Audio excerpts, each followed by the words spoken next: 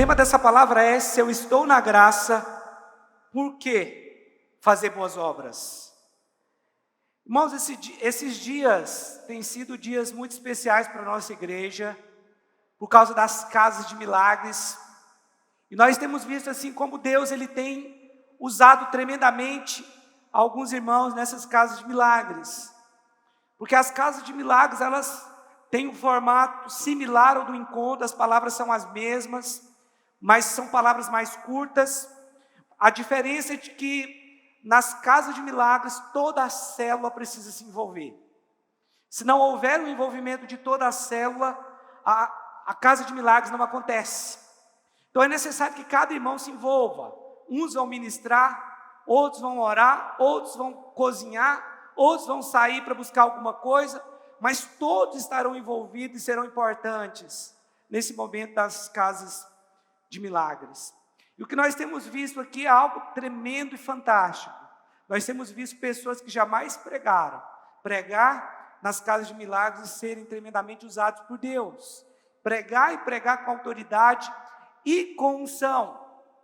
Eu acho que esse é o desejo de todo pastor, pelo menos o meu é. Saber que as casas de milagres estão acontecendo. Pelos meus cálculos, eu acho que nós fizemos 5 ou 6 casas de milagres. 5 células fizeram as casas de milagres. E nós já levamos em torno de 40 pessoas nessas casas de milagres. 40 convidados nas casas de milagres. Levar 40 pessoas no encontro é algo difícil. Mas até agora nós já levamos em torno de 40 pessoas nas casas de milagres. Ainda tem várias células que não fizeram ainda as suas casas de milagres. Mas o que eu estou vendo é uma igreja que tem respondido ao chamado de Deus. Isso é bom. Quando nós fazemos um encontro, um grupo de pessoas trabalha, 30, 40 pessoas trabalham. Mas as casas de milagres vai envolver cada pessoa da igreja. Todas as pessoas estarão de alguma forma envolvidas. Na casa de milagres de ontem, na casa do David, a casa de milagres da célula do David tinha 14 convidados. Na semana passada, a célula do Rodrigo, uma célula, tinha 13 convidados. Isso é extraordinário, a pessoa ficar o dia inteiro ouvindo o evangelho. Não é somente ter a casa de milagres por ter, mas a unção de Deus está ali. E o meu maior orgulho, irmão, é não precisar ir lá pregar nenhuma palavra. Para você ter uma ideia, todas as palavras, todas as vezes que teve um encontro, eu preguei algumas palavras, só eu preguei. Por exemplo, libertação, só eu que prego. Cura, só a Poliana que prega. Mas nas casas de milagres, várias pessoas estão pregando libertação. Na semana passada, o Chicão pregou libertação. Nessa agora, eu não sei nem quem foi que pregou. Foi você, Jonathan? Foi o Jonathan que pregou. Então, tá diferente, mas isso é de Deus. E o que eu mais me orgulho é de eu não fui em nenhuma das casas de milagres. Até o David queria que eu fosse na casa de milagres dele ontem, mas os outros não queriam que eu fosse também. Não quero que o pastor venha. Um ou outro me pediu, prega tal palavra. Eu falei, não vou pregar nenhuma palavra. Eu estou tão feliz de não ter ido em nenhuma casa de milagres. Pastor, por que você não foi? Porque eu estou vendo a igreja funcionar sem precisar de uma personalidade. Porque tem muitas igrejas que a personalidade da igreja é o pastor. A grande personalidade, tudo gira em torno do pastor. E eu percebo que na nossa igreja é diferente. Aqui, a unção de Deus flui através de todos os irmãos. Por causa disso, essa igreja vai crescer tremendamente. Porque o foco não é, quem tem que trabalhar nessa igreja são os pastores, pastor Rubens, pastor Jonathan, pastor Nil, Rodrigo, Anísio, Josimar, os outros líderes. Não, cada um assumiu sua responsabilidade. O que nós estamos vendo aqui, Deus está usando essas pessoas que jamais pregaram nem mesmo uma célula. Elas estão pregando nas casas de milagres e tem acontecido milagres ali, porque pessoas estão sendo salvas, estão sendo tocadas pelo poder de Deus. Esse é o motivo pelo qual nós fazemos boas obras. As boas obras nós não fazemos porque nós queremos ser salvos, mas nós não podemos anular as boas obras por causa da graça. Nós somos salvos pela graça e fazemos boas obras por causa da graça também. Nós fazemos boas obras através da graça, porque se você tenta fazer as boas obras apenas na sua força, no seu esforço, uma hora você não vai dar conta de fazer. Pastor, mas pela graça não tem esforço algum? Tem também. Mas você tem um Deus que te equipa, que te ajuda, que te equipa com os dons, com uma capacidade sobrenatural. Se você andava, agora você vai correr. Se você está debaixo da graça, você não vai andar mais. Você vai correr. E é isso que vai acontecer a partir de agora com a nossa igreja. Nós estamos debaixo da graça para a salvação, mas nós também estamos debaixo da graça para fazer essas boas obras. Então as boas obras têm um lugar na Bíblia, sim. Só que nós não podemos confundir boas obras com obras da lei. O que Deus condena não são as boas obras.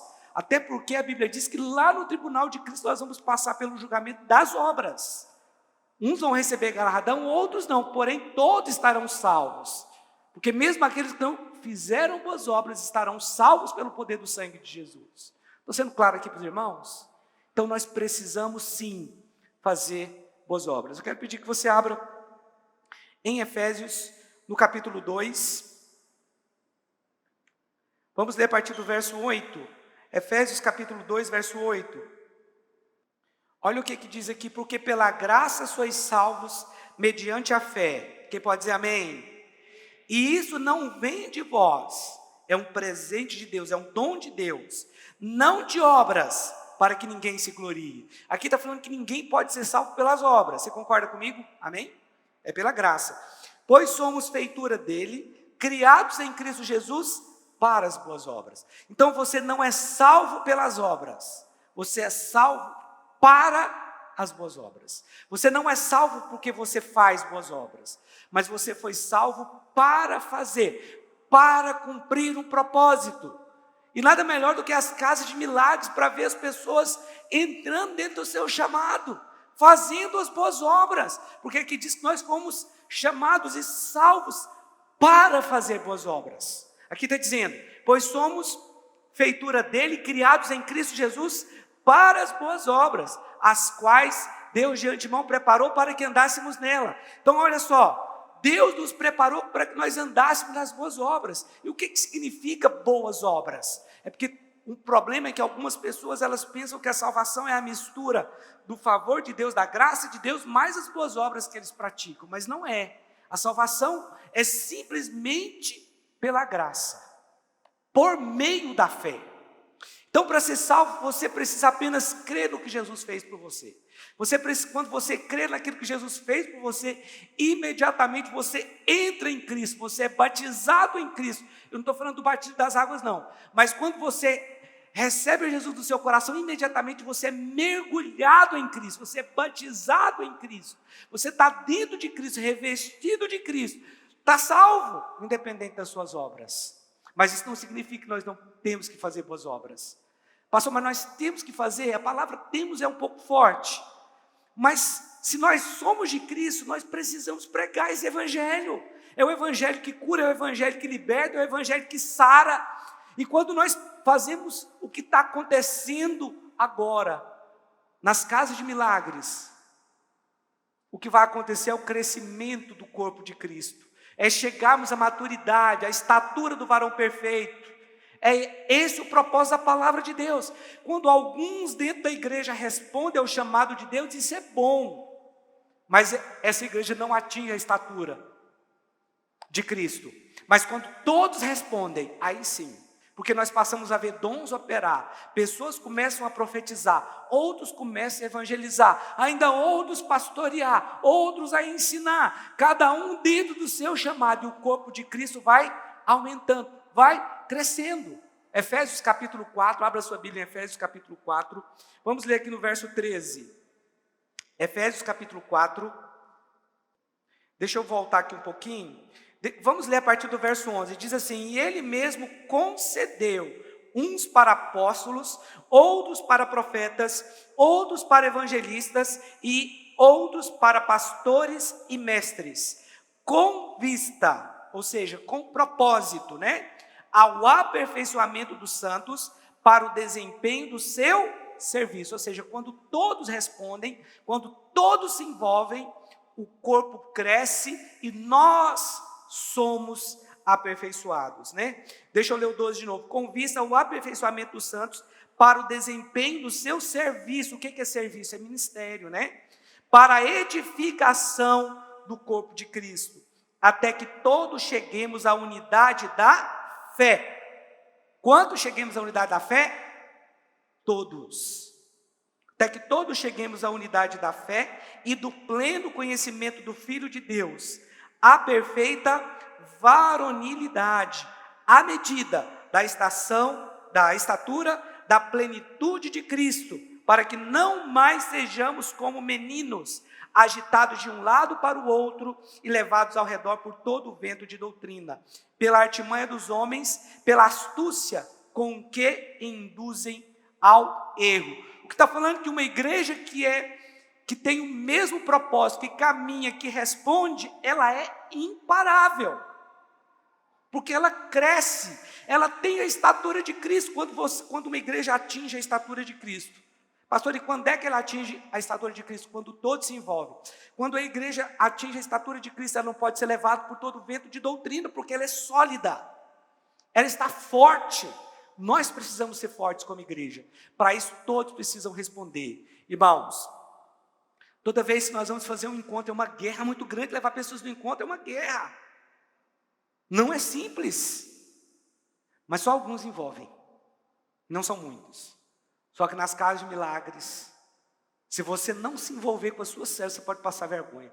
Pode chegar no dia da sua casa de milagre, não vai ter ninguém. Se preparou tudo, mas a parte mais importante que era ter convidado, ninguém foi. Só que o que eu estou vendo é o contrário, as pessoas estão se envolvendo de uma forma maravilhosa, e os convidados estão indo. Ou seja, toda a igreja está envolvida nesse propósito maravilhoso. Então existe um lugar sim, para as boas obras, mas não confunda boas obras com obras da lei, porque pelas obras da lei ninguém pode ser justificado. Eu quero dizer para você que nós fomos reconciliados por Deus com o propósito de reconciliar. 2 Coríntios capítulo 5, versículo 17. 2 Coríntios capítulo 5, verso 17. Diz assim: e assim, se alguém está em Cristo, é nova criatura. Quem pode dizer amém? As coisas antigas já passaram, e eis que se fizeram novas. Ora, tudo provém de Deus, que nos reconciliou consigo mesmo, por meio de Cristo, e nos entregou, nos deu o ministério da reconciliação, a saber que Deus estava em Cristo, reconciliando consigo o mundo, não imputando aos homens as suas transgressões, e nos confiou a palavra da reconciliação. A quem Deus confiou a palavra da reconciliação? A igreja, a você, a mim, não só alguns homens. Irmão, sabe o que é melhor que está acontecendo agora? Porque na cabeça de muitas pessoas, isso foi gerado pela igreja romana. Dentro da igreja existem os clérigos, que são aqueles superdotados da fé, que têm um super conhecimento, que são super espirituais, e os leigos, aqueles que não têm conhecimento, que não se envolvem. Mas olha, algumas igrejas têm quebrado esse paradigma. A videira tem quebrado esse paradigma. Algumas igrejas que nós conhecemos, a igreja do Luiz Hermínio, a nossa igreja também tem quebrado isso, porque aqui não pode ter essa diferença dos superdotados da fé com os leigos. Todos aqui podem ser usados por Deus, porque aqui o que a Bíblia nos chama é para que todos se envolvam. Todos. Não pode ter separação. Não pense que esse lugar é um lugar santo e onde você está não é. Não existe isso. Isso aqui é só uma plataforma, como eu disse aqui no começo. Isso aqui é só uma plataforma. Isso aqui não é santo, é tijolo. Isso aqui, ó. Não tem unção aqui onde eu estou. Se eu fosse alto igual o Rafael é, eu talvez nem precisaria disso aqui. Mas eu sou baixo, eu preciso de uma plataforma. Os irmãos estão entendendo? Deus quer que você se envolva. E aqui a palavra reconciliou é a palavra catalasso, que significa voltar a ter favor. Olha o verso 20. De sorte que somos embaixadores em nome de Cristo. O que é ser um embaixador? O embaixador é um representante. Então, você precisa entender que você tem autoridade, porque você representa o céu na terra. Você não é mais da terra. Entenda isso. Ainda que você tenha um corpo terreno, essa não é a posição que você ocupa mais, porque a Bíblia diz que nós estamos assentados ao lado do Senhor no céu. A nossa autoridade, ela vem do céu. Então nós somos um representante do céu aqui na terra. Por isso nós temos que pregar o evangelho. Porque qual que é o propósito do embaixador dos Estados Unidos no Brasil? Ele representa a sua nação aqui. Inclusive, a comida, ele pode até comer a comida brasileira, que é melhor do que a americana, mas muito melhor do que qualquer comida no mundo, a nossa. Não tenha dúvida disso. Ele pode até comer a comida nossa, brasileira, mas já vem comida para ele, de lá. A moeda é de lá. Ele vive num lugar, na embaixada onde ele está, o lugar é americano. Ninguém pode invadir aquele lugar, nenhum brasileiro, mesmo aquela embaixada estando aqui. Então, ele representa o país dele no nosso país. Ele defende a política do país dele no nosso país. Ele tenta, se há algum problema do Brasil com os Estados Unidos, ele vai tentar uma reconciliação, ele vai ser chamado para conversar, ele vai ser enviado para conversar. Nós somos embaixadores da parte de Cristo, como está escrito aqui. Então, a nossa missão é pregar o Evangelho. Na semana que vem, se Deus permitir, eu quero falar sobre o Evangelho, eu vou falar só sobre o Evangelho. E vai ser uma palavra tremenda, para você entender melhor o que é isso. Mas o fato é que nós temos que pregar mesmo, porque nós somos embaixadores, isto é, nós somos representantes do céu. Quando você vai orar com alguém, saiba, você é um representante do céu. Sua autoridade vem do alto. Então, ore com fé para que a pessoa seja curada ou seja liberta. Ore com fé para que a pessoa seja salva. Faça isso com poder, você tem autoridade para isso. De sorte que somos embaixadores em nome de Cristo, como se Deus exortasse por nosso intermédio. Deus está trabalhando através de você, ok? Em nome de Cristo, pois rogamos que vos reconcilieis com Deus.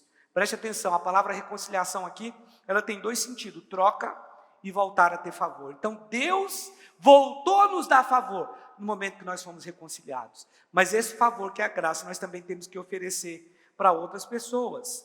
Qual que é a diferença das boas obras para as obras da lei? O problema é que boas obras, elas podem se transformar em obras da lei.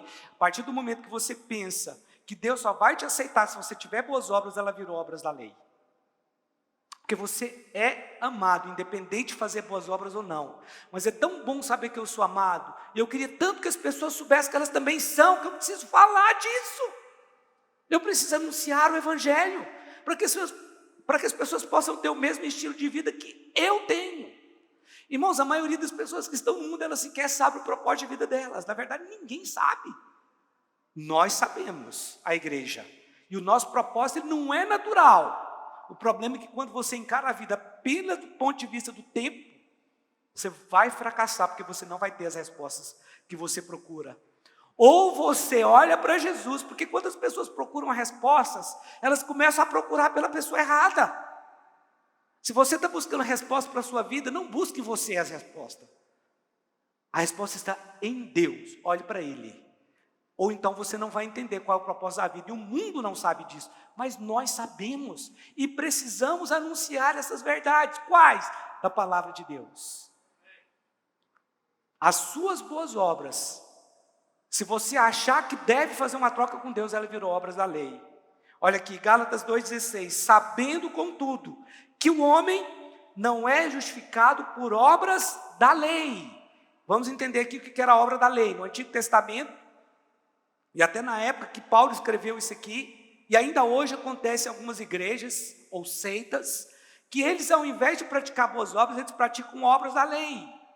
Ainda fazem determinados tipos de sacrifício. Tem religião que faz isso, inclusive em Israel, até hoje, 2000 anos depois. Eles, é como as obras da lei, traduzindo, é uma troca. Eu faço algo para ter o favor de Deus. Eu faço isso para ter aquilo. Ou eu faço isso para compensar o erro que eu cometi. Isso é o quê? Obras da lei. Sabendo, contudo, que o homem não é justificado, não é declarado justo, né? Por obras da lei, e sim mediante a fé em Cristo Jesus. Também temos crido em Cristo Jesus, para que fôssemos justificados pela fé em Cristo, e não por obras da lei.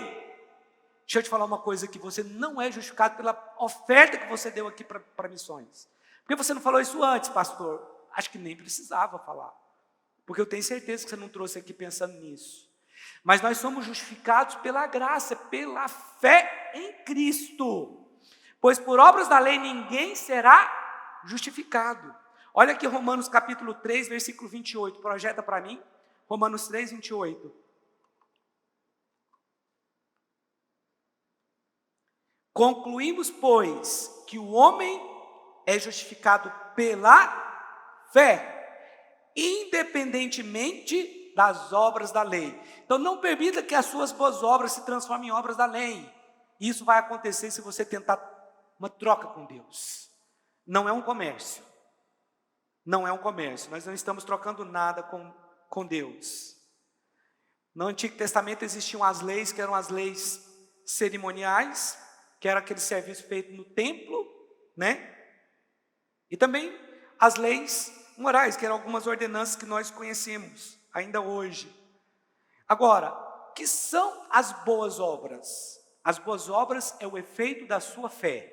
Diga comigo, boas obras é o efeito da minha fé. Então, se você creu em Jesus, isso precisa ser traduzido em algo prático, porque a fé é prático. Alguns podem pensar que a fé é algo abstrato, mas não, a fé é algo prático, porque a fé ela sempre vai exigir uma ação. A fé exige ação, porque fé é crer. Crer é um verbo, e verbo indica ação. Por que você está aqui hoje? Teve uma ação? Você sai de sua casa e está aqui nessa manhã? Você podia estar em casa, mas pela fé você veio aqui. A fé te trouxe aqui. Essa mesma fé tem levado irmãos a convidar pessoas para as casas de milagres. Essa mesma fé tem levado irmãos que jamais pregaram, como você viu aqui o Aguinaldo, a pregar uma palavra na casa de milagres. Essa mesma fé tem levado irmãos a operar milagres. Irmãos, você não tem ideia o que vai acontecer depois das casas de milagres, porque as pessoas estão percebendo que Deus pode usá-las, que Deus não usa só algumas pessoas na igreja que têm um chamado específico. Você também tem um chamado específico. Irmãos, tem coisa que eu não sou bom, por isso que eu preciso de você. Tem coisa que você não é bom, e você vai precisar do irmão que está do seu lado. Isso é igreja. Deus não deu tudo para uma só pessoa. Tem coisas, irmãos, que eu sou fraco, e eu já tentei mudar, eu não consigo. Eu olho para um outro irmão, ele faz aquilo com a graça. Eu falo, por que ele é assim? Eu queria ter isso, mas Deus não me deu. Mas Deus talvez deu para você. E aí você completa o meu ministério. Os irmãos estão entendendo? Porque a igreja é isso, é um completando o outro, são membros diferentes. A função da mão é uma, a função do pé é outra. A função do nariz é diferente da função do olho. Cada um tem a sua função. Todas são importantes. Você é importante. O que vai acontecer aqui agora é que as pessoas vão começar a se sentir importantes. Não só os que pregam, não, mas aqueles que apoiam os que estão pregando. Porque ontem tinha pessoas pregando, mas tinha outros limpando o banheiro. Tinha outras pessoas cozinhando. Outras pessoas saindo para comprar alguma coisa. É o mesmo galardão. Estavam todos debaixo da mesma unção. Nós precisamos ter isso. Isso é unidade da fé.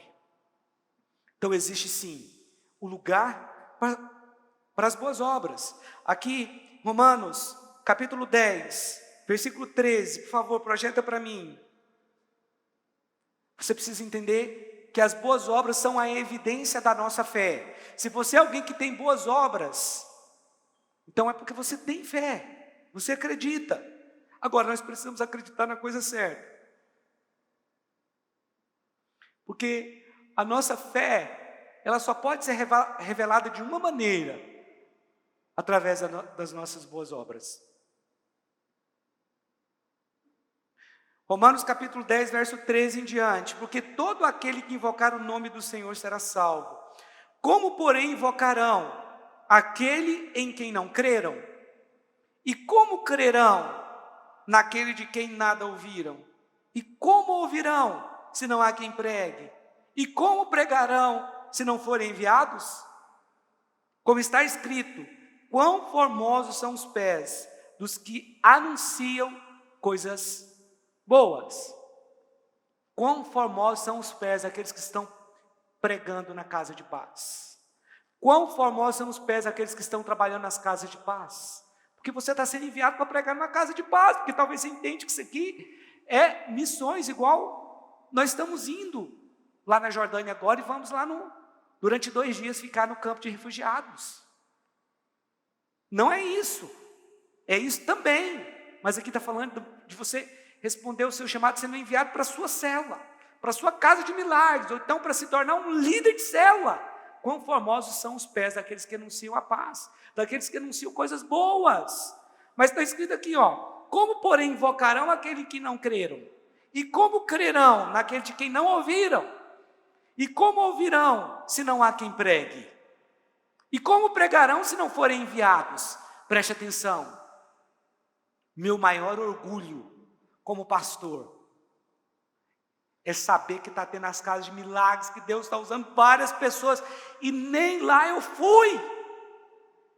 Irmãos, isso é um orgulho tão grande para mim, você não tem ideia. Pastor, você não acha que você é importante? Não, eu sei da minha importância aqui, eu sei que eu sou importante aqui. Eu sou o pastor da igreja. A visão que Deus estabeleceu aqui veio através de mim, eu sei da minha importância aqui. Mas o que eu estou falando é que hoje, irmãos, isso é um orgulho tão grande para mim. Eu posso viajar para qualquer lugar. Nós vamos ficar agora mais de 20 dias fora. Certamente eu não vou ligar para saber como é que está a igreja. Estava cheia, não estava cheia, como é que foi a pregação? Por quê, pastor? Você não se preocupa? Não. Porque eu confio na equipe que eu tenho. As células vão acontecer, os cultos vão acontecer, a unção vai continuar acontecendo. Porque isso não depende de uma personalidade. Isso depende da unidade da igreja. Então, não importa se é o Jonathan que vai estar aqui, se é o Nil que vai estar aqui, se é o Anísio que vai estar aqui, se é o Josimar, se é o Rodrigo, se é um outro líder, a unção vai fluir. Porque a unidade de fé é isso que faz a diferença. Irmãos, essa igreja vai experimentar um crescimento sobrenatural, porque é diferente o momento que nós estamos vivendo. As casas de milagres é uma bênção para aqueles convidados, mas ela é uma bênção ainda maior para nós. Para saber o que Deus pode fazer através da minha vida, para saber o que Deus pode fazer através da sua vida. A partir de agora, como Deus vai te usar, eu sei que vai. Como é bom alguém subir aqui como o Aguinaldo e falar, agora eu sei. Eu sei que quebrou uma barreira e que Deus vai me usar. Irmãos, isso é maravilhoso. Isso é a igreja de sonho, eu acho, da maioria dos pastores. Eu sei que tem pastor que ele quer ser o centro das atenções. Mas eu te digo, ser o centro das atenções é algo extremamente pesado e difícil. Onde você estava ontem, pastor? Ontem eu estava em casa no período da manhã, preparando a palavra, à tarde. Infelizmente teve o falecimento da mãe do Rodrigo, a gente foi até lá. Mas eu não estou indo nas casas de milagres, e é de propósito. Eu quero que as pessoas saibam que elas vão fluir no chamado delas, independente de uma personalidade. Eu não estou desvalorizando quem eu sou, e não estou desvalorizando o meu papel aqui. Mas o meu papel, irmão, é fazer você entender que Deus pode te usar. Esse é o meu principal papel aqui. Nós não podemos fazer uma coisa muito grande se você não responder o seu chamado. Mas se você responder, nós vamos ter uma igreja aqui muito grande, nós vamos alcançar as nações. Você pode ter certeza disso. Você pode dizer amém?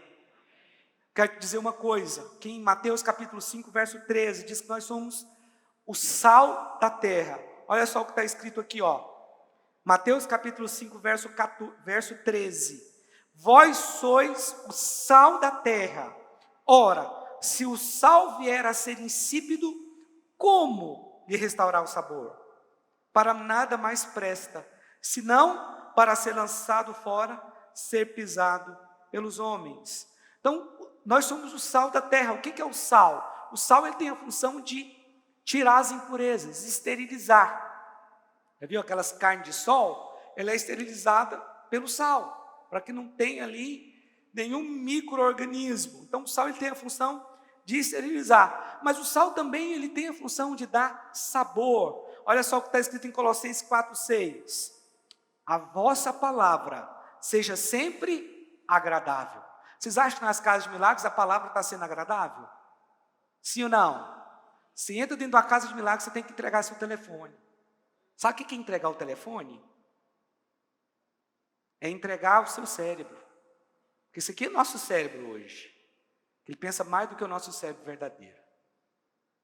Nós temos 2 cérebros, não sei se você sabe. Esse aqui é o que nós mais usamos.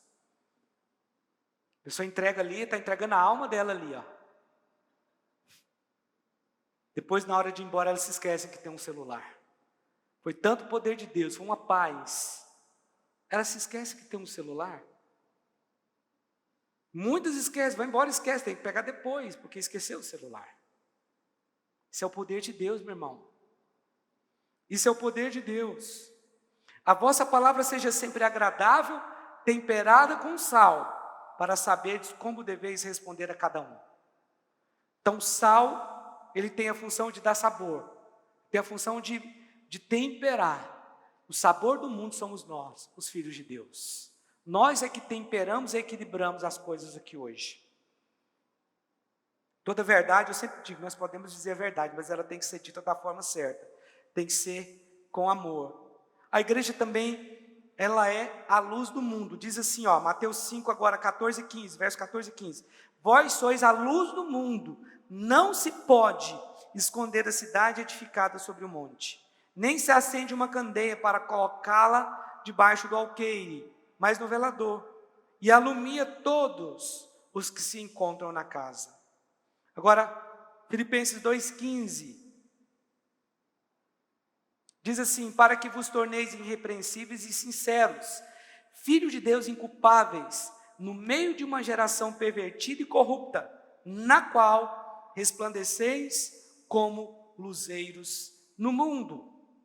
Nós precisamos resplandecer como luzeiros, está cada dia mais difícil, mas a nossa fé, ela tem que ser pregada onde nós estivermos. Irmãos, eu não tenho vergonha de pregar Cristo. Onde eu estiver, eu vou pregar. Qualquer lugar. Pode ser um lugar totalmente diferente, que eu sei que eu vou ser discriminado. Vou pregar semana que vem sobre isso. Mesmo lugar que você vai ser discriminado, sua faculdade, qualquer lugar, pregue. E eu te digo, você tem que ser discriminado. Você tem que ser rejeitado. Ou então você não está pregando o evangelho. Esses dias eu falei algo da família tradicional na minha aula de inglês. Os outros alunos me detonaram. Mas eu não fiquei por baixo, não. Sabe por quê? Todos que defendem a família não tradicional são fruto de uma família tradicional. Se não fosse pela família tradicional, não existiriam. Então eu te digo, não tem como mudar a natureza. Por mais que as pessoas tentem, o que Deus fez é imutável. As pessoas que são fruto de uma família tradicional estão pregando contra a família tradicional agora. Grande engano. E eu me posicionei e eu disse isso. A minha fé eu vou pregar. Mesmo que eu tenha que ser rejeitado. E aí numa outra aula a professora me fez a pergunta sobre tudo que as pessoas fazem que você não faz. Eu falei, acreditar nessas ideologias que tem por aí. Ela falou, me dá um exemplo. Eu falei, como por exemplo tentar mudar o português. Não é todas, nem todos, agora é todes. Que besteira é essa? As pessoas pensam, isso é louca. Todes, quer mudar o português, a pessoa quer mudar o português. Essa linguagem aí, meu filho, é a linguagem do Mussum. Você lembra do Mussum? Foi o Mussum que criou essa linguagem. Todes. O pai dessa linguagem não binária é o Mussum. Assiste lá os Trapalhões. Foi ele que começou com isso, essa palhaçada. Só que detalhe, eu detonei as pessoas que fazem isso, que são cheias de ideologia. E a professora era. Quando eu cheguei em casa, eu falei, meu bem, hoje eu detonei. Não, eu falei isso. Ela defende essa linguagem. Essa professora, eu falei, nossa, bom demais. Que bom. Eu chamei de doido a pessoa que fala isso. Pastor não é doido não, é sim, quer mudar o português. Ah, não, que mundo é esse, meu irmão? Não pode falar todas e nem todos, é todes. Ai, meu Deus. Volte logo, Jesus. Paiacildes? É uma paiacildes isso. Não, pastor, porque vai ofender. Não pode ter dia das mães porque tem gente que não tem mãe. Então não pode ter dia dos pais porque eu não tenho filho. Eu não me sinto ofendido pelo dia dos pais, porque eu não tenho filho. Que mundo é esse, irmãos? Está aqui o Salinho, ele está vivendo isso todo dia, vendo essas palhaçadas lá dentro. A autoridade defendendo isso, essa besteira. Não, fica até irritado, estou estando na carne aqui agora. Deixa eu voltar para o Espírito aqui, o Espírito Santo me ajuda. Só de falar eu já fico... Deixa eu te falar uma coisa, nós somos justificados diante de Deus pela fé, mas diante dos homens pelas nossas obras. Aqui em 1 Pedro capítulo 2, versículo 11 e 12, eu já estou encerrando, irmãos. Diz assim: amados, exorto-vos como peregrinos e forasteiros, que sois, a vos absterdes das paixões carnais que fazem guerra contra a alma, mantendo exemplar o vosso procedimento no meio dos gentios, para que naquilo que falam contra vós outros, como de malfeitores, observando-vos em vossas boas obras, em vossas o quê? Boas obras. Glorifiquem a Deus no dia da visitação. Deixa eu te falar uma coisa. Nós lemos a Bíblia, mas o mundo nos lê. O mundo não lê a Bíblia, mas o mundo olha para você e faz uma leitura de você. Elas estão olhando para ver se o Cristo que há em você é verdadeiro. E o último texto. 2 Coríntios capítulo 3, verso 1. Por favor, projeta para mim. 2 Coríntios 3, 1. Diz assim: comecemos porventura outra vez a recomendar-nos a nós mesmos? Ou temos necessidade, como alguns, de cartas de recomendação para vós outros ou de vós? Vós sois a nossa carta escrita em nosso coração, conhecida e lida por todos os homens. Olha para mim. Quando você olha para mim, você tem que ver uma carta escrita e lida por todos. Uma carta de Deus. Ele é diferente. Ele fala diferente. Ele se comporta diferente. Ele pensa diferente. Olha, ele consegue perdoar. Ele consegue andar a segunda milha. Ele consegue dar a outra face. Ele consegue perder para ganhar. Isso é ser a carta escrita. Nós somos a carta escrita e lida por todas. As pessoas, elas não leem a Bíblia lá fora, mas elas leem você. Por isso nós temos que ter as boas obras.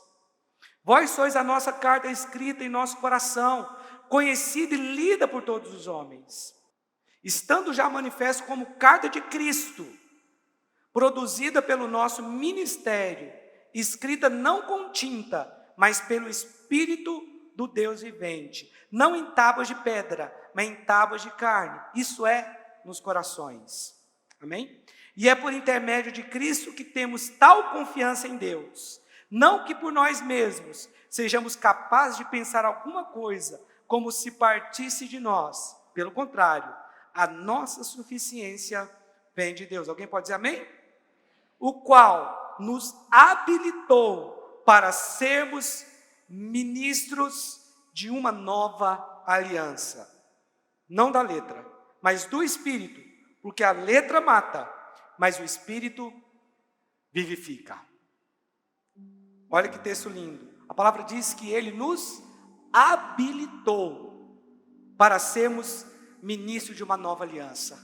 Que coisa linda tudo que está acontecendo nesses dias na nossa igreja. Não pode parar. Não vai ficar só nas casas de milagres, irmãos. Isso vai ser a essência da nossa igreja. Todas as pessoas que conseguem envolver toda a igreja são igrejas que crescem, que explodem, que conseguem viver um avivamento. Nós vamos passar por isso.